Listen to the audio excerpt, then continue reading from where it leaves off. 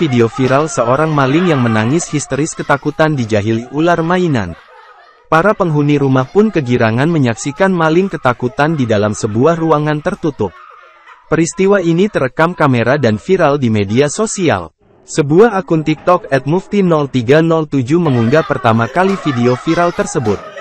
Maling takut sama ular, tulis keterangan video viral dikutip tribunnews.ultra.com, Selasa, tanggal 22 Agustus tahun 2023. Dalam video viral tersebut seorang pemuda membawa sebuah ular plastik. Ia menenteng ular tersebut dan memasukkannya ke dalam lubang. Sampai membuat maling yang berada dalam ruangan pun berteriak histeris. Ia pun menangis meminta tolong sampai meminta untuk tidak ditakuti dengan ular. "Jangan," teriaknya. Para penghuni rumah pun tertawa melihat reaksi dari si maling.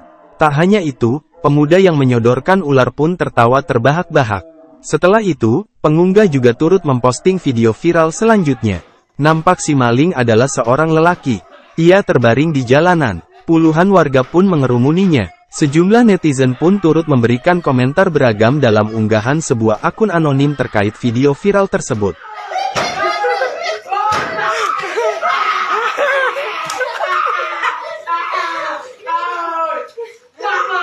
Terima kasih sudah nonton. Jangan lupa like, subscribe, dan share ya.